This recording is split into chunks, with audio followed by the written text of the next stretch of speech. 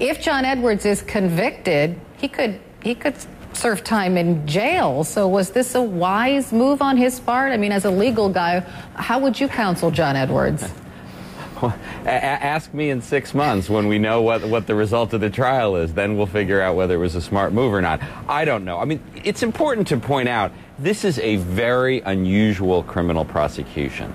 It is unusual for anything related to campaign finance law, Federal Election Commission law, to result in criminal charges.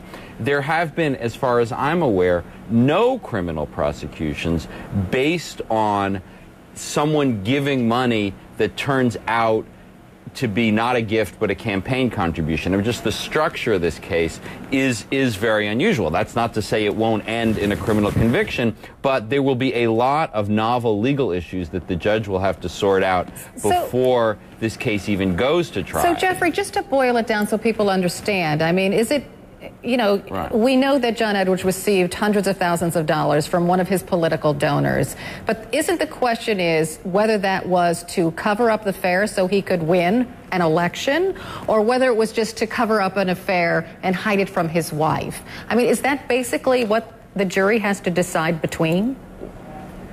Well, I think that is one of the issues they will have to decide. Another issue, which I think is very important, is what was John Edwards' role personally in soliciting this contribution, in deciding how the money would go? Because a lot of the money was handled, apparently, by Andrew Young, the aide who initially took the claim to be the father of Riel Hunter's baby. So Edwards' personal involvement in these transactions will be very important. So, because I think one of the claims by the defense will be is that Edwards had almost no involvement in how this money was solicited and then spent. And so, John Edwards is a wealthy man himself, right? John Edwards is a wealthy man himself, so why couldn't he have spent his own money to cover up this affair?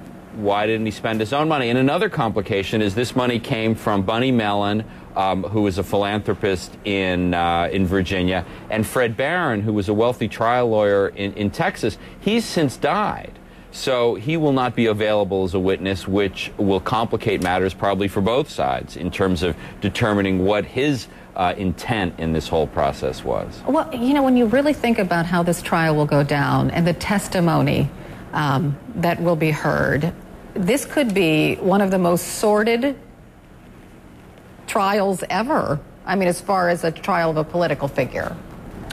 And that's what makes this such a bizarre set of circumstances, because on the one hand, I mean, it's just awful. I mean, here you have Elizabeth Edwards dying, you have John Edwards having this affair, having this child, all of which, you know, was going to make the jury not like this guy. And then you have these really rather technical issues about what's a campaign contribution and what the Federal Election Commission laws really say. The defense's challenge will be to get the jury not to focus on the underlying behavior, but to focus on the legal issues. And, you know, that's going to be hard because the facts are, as you say, so sordid.